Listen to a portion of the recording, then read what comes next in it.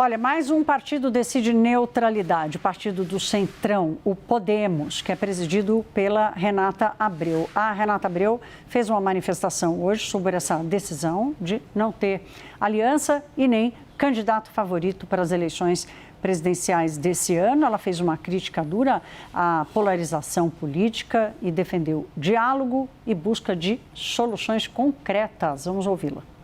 Depois de ouvir o partido de norte a sul, de construir essa decisão de forma coletiva, que o Podemos definiu permanecer neutro na disputa presidencial. E essa posição representa milhões de brasileiros que não aguentam mais ver a divisão ocupar o lugar da união, ver o confronto ocupar o lugar do diálogo e ver a polarização ocupar o lugar de soluções.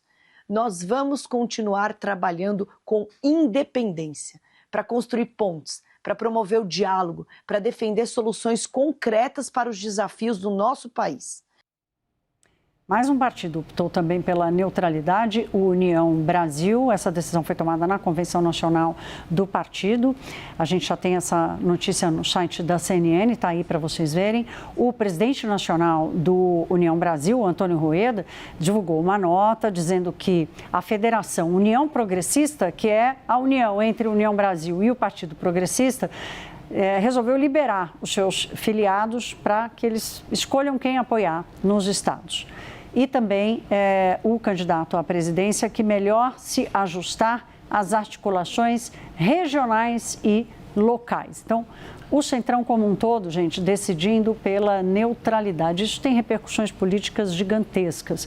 A primeira delas, a decisão do PL, partido de Flávio Bolsonaro, afinal de contas, agora que não tem mais solução, se não tem tu, vai tu mesmo, para ser o vice da chapa de Flávio. E quem é esse tu, Juliana? Vamos decidir, ou quer dizer, vamos saber, né, o que o PL decidiu amanhã, às 11 da manhã, já tem uma convocação de Flávio Bolsonaro para indicar como é que vai ser essa chapa puro sangue. Quem vai estar ali ao seu lado no palanque, nessa vaga de vice, tem algumas possibilidades, desde Rogério Marinho, que já é ali o coordenador de campanha, até a própria Michele Bolsonaro, mas isso a gente vai ficar sabendo, então, oficialmente pelo PL, às 11 da manhã.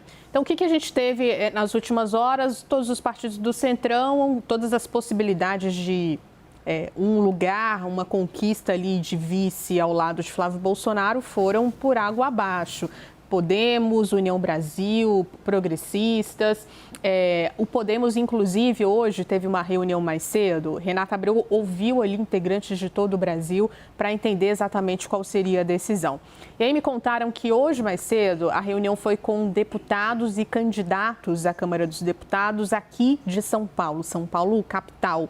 E muitos integrantes, Thaís, contaram ali para Renata Abreu, ou pelo menos tentaram fazer um pedido para a manutenção da neutralidade, entendendo que uma junção ali ou uma indicação de apoio a Flávio Bolsonaro poderia prejudicar o partido na capital especificamente, porque eles poderiam perder votos para os republicanos e até mesmo para a esquerda. E contaram exatamente, mostraram ali o mapa para Renata Abreu, dizendo que, olha, a periferia de São Paulo tende a votar mais no presidente Lula.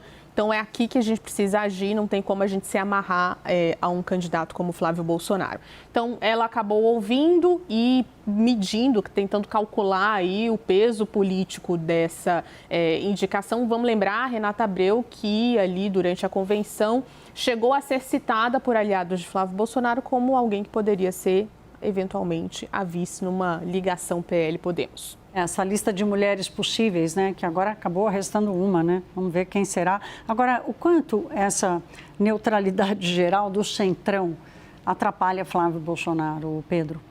Bom, primeiro é uma sinalização de isolamento. Flávio Bolsonaro tentou até o último minuto evitar que isso acontecesse. Fez esse anúncio que vai anunciar a vice só depois que a Renata Abreu formalizou a neutralidade. Devem escolher algum nome que seja da região Nordeste, procuram uma mulher até para complementar o perfil do Flávio Bolsonaro, mas na prática isso significa 20% a mais de tempo de televisão para o presidente Lula. Parece pouco, mas não é. Se você converter isso em inserções, isso dá uma vantagem considerável para o presidente Lula. O presidente Lula, então, sai com essa vantagem no palanque eletrônico, que faz muita diferença numa eleição.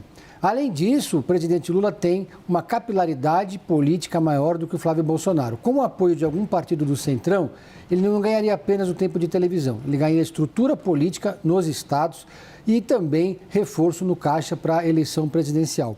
Esses partidos agora, ao ficarem neutros, também abrem caminho para negociar espaços com o próprio presidente Lula, caso ele vença a eleição.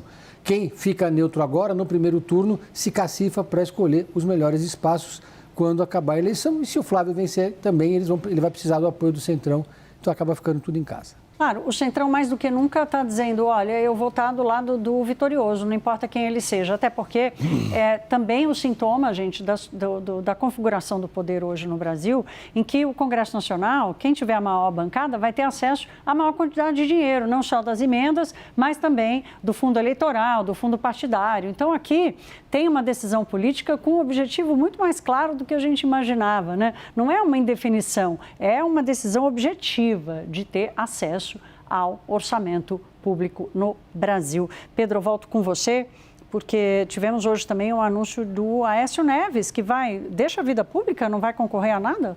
Ele diz que não deixa a vida pública, mas não vai disputar nenhum cargo eletivo esse ano. O Aécio era cotado para disputar o Senado em Minas Gerais, aparecia até bem colocado nas pesquisas, foi cotado para disputar o governo, mas já descartou isso logo de cara.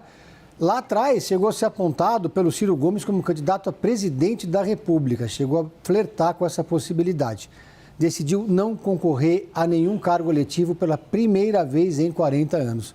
Aécio Neves, neto de Tancredo Neves, muito jovem, disputou seu primeiro mandato como deputado federal, se mostrou um articulador habilidoso, virou presidente da Câmara dos Deputados, virou governador em Minas Gerais, chegou a ser cogitado como candidato a vice do Lula. O Lula chegou a ter uma conversa com o Aécio Neves nesse sentido, ele revelou isso recentemente num podcast. Foi eleito e reeleito governador em Minas Gerais, na ocasião mantendo uma ótima relação com o presidente Lula, disputou a eleição presidencial em 2014 contra Dilma Rousseff, chegou no segundo turno, perdeu por pouco, mas depois, então, enfrentou uma série de turbulências políticas, com as revelações que ele tinha pedido um empréstimo para Joesley Batista. Ele acabou não sendo nem investigado, é uma situação que acabou arquivada.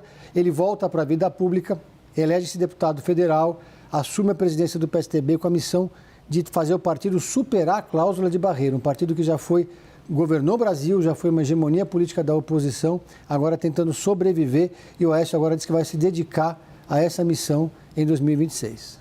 Juliana, tem um minutinho para te ouvir sobre a figura do Aécio Neves, né? Que é essa figura que tem uma história tão emblemática e, ao mesmo tempo, depois de representar uma força tão grande, sair do protagonismo político. É isso. A gente estava falando aqui sobre eleições polarizadas, como é que o Centrão se coloca como centrão raiz, né? Não se coloca ali nem do lado da esquerda, nem do lado da direita.